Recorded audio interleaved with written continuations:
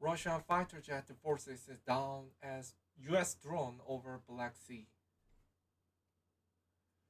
CNN.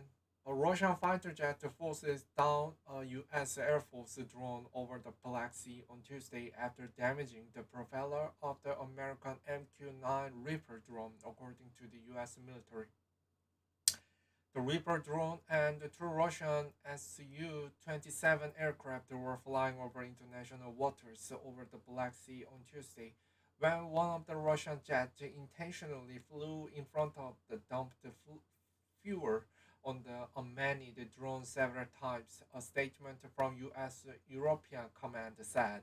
The aircraft then hit the propeller of the drone, prompting U.S. forces to bring the MQ-9 drone down in international waters. Pentagon spokesman Brigadier General Patrick Ryder added Tuesday that the Russian aircraft flew in the vicinity of the drone for 30 to 40 minutes before colliding just after 7 a.m. Central European Time. Our MQ-9 aircraft was conducting routine operations in international airspace when it was intercepted and hit by the Russian aircraft, resulting in the crash and the complete loss of the MQ-9. Air Force General James B. Baker, commander of the U.S. Air Forces Europe and Air Forces Africa, said in a statement. In fact, this unsafe and unprofessional act by the Russians nearly caused both aircraft to crash. The incident marked the first time Russian and the US military aircraft have come into direct physical contact since Russia launched its invasion of Ukraine just over a year ago and is likely to increase tensions between the two nations, with the US calling Russia's actions reckless, environmentally unsound, and unprofessional. Russian ambassador to the US, Anatoly Antonov, said that Russia does not want a confrontation between his country and the US after he was summoned to the State Department following the downing of the drone. We prefer not to create a situation where we can face unintended clashes or unintended incidents between the Russian Federation and the United States, Antonov said. Unsafe, unprofessional, and reckless. Antonov, who was inside the State Department for a little over an hour, half an hour, said Assistant Secretary Karen Donfried conveyed the U.S. concerns about the incident and that they exchanged our remarks on this issue because we have some differences. It seems to me that it was a constructive conversation on the issue. I have heard her remarks. I hope that she was understood what I have mentioned, Antonov said in response to the question from CNN. Antonoli, Anatoly Antonov, Russian ambassador to the United States, speaks with reporters after meeting with Assistant Secretary of State for Europe Karen Donfried at the U.S. State Department in Washington, March 14, 2023. He also claimed that Russia has informed about this space that was identified as a zone for special military operation.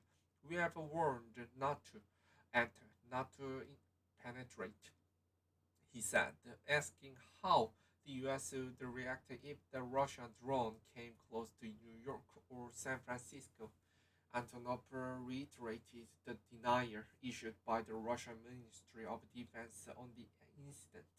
They denied it.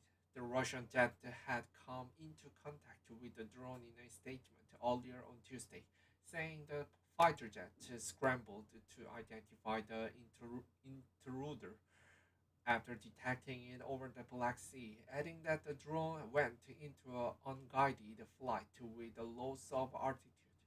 The drone flew with its transponders off, violating the boundaries of the temporary airspace regime established for the special military operation, communicated to all users of international airspace and published in accordance with the international standard, the ministry said.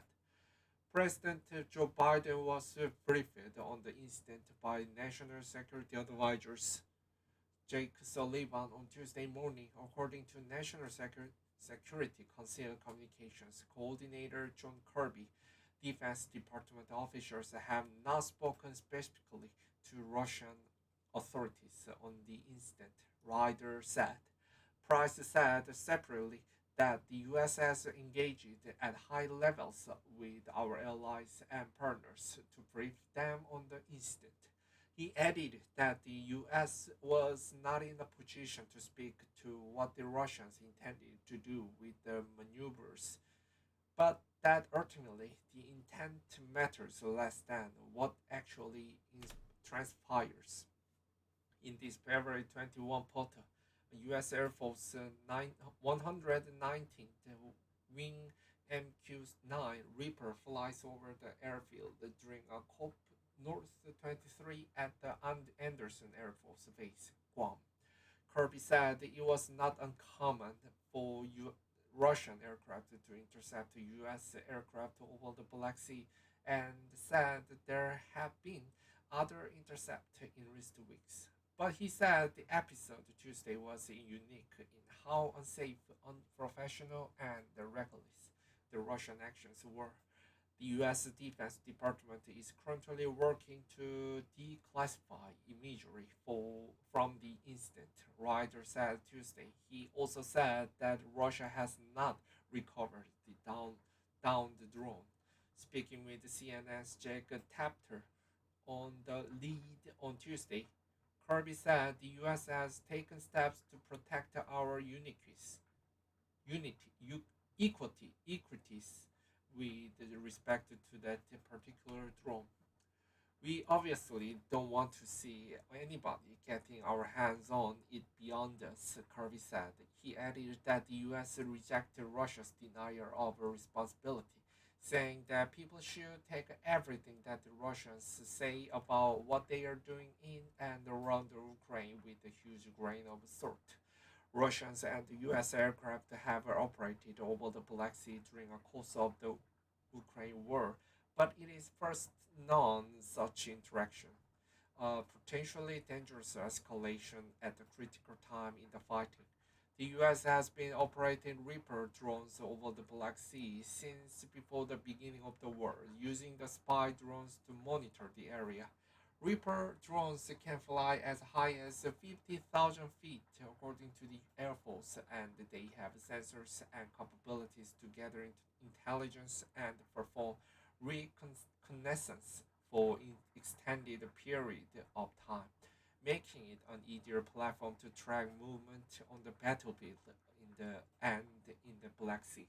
This story has been updated with additional details. CNN's Kevin Liptak, Catalina Krebs, and Radina Gijoba contributed the reporting.